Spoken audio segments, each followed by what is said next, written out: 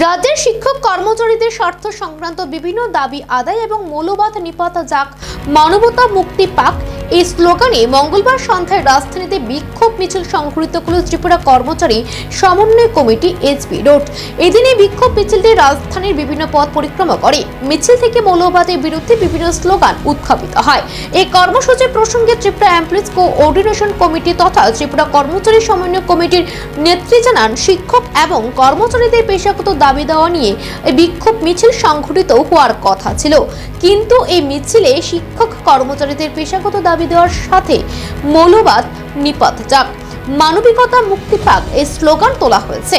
তিনি আরো জানান, বাংলাদেশ সহ বিভিন্ন রাষ্ট্রে ধর্মের নামে মৌলবাদদের ন্যাক্কারজনক ঘটনা ঘটছে, মানুষকে পশুর মতো হত্যা করা হচ্ছে। এর বিরুদ্ধে প্রতিবাদ জানাতে এই মিছিল থেকে আওয়াজ তোলা হয়েছে বলে জানান তিনি। পাশাপাশি দক্ষিণ আমেরিকার ভেনেজুয়েলার ঘটনা নিয়েও তীব্র নিন্দা জানান তিনি।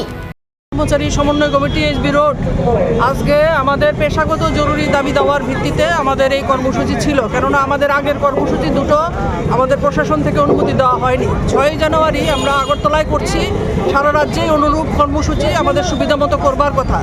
এখন পেশাগত জরুরি দাবি দেওয়ার সাথে সাথে আমরা যুক্ত করেছি এর সাথে যে মৌলবাদ নিপাত যাক, মানবিকতা মুক্তি পাক। কারণ আমরা দেখছি আমাদের দেশে এবং বিশ্বের বিভিন্ন দেশে, বাংলাদেশ সহ আমরা মৌলবাদের, ধর্মের নামে মৌলবাদের যে ন্যাক্কারজনক ঘটনা, নৃশংসতম ঘটনাগুলি ঘটছে, মানুষকে পশুর মতো তারা মেরে ফেলছে, এই ঘটনার জন্য আমরা মৌলবাদের বিরুদ্ধে আমাদের এই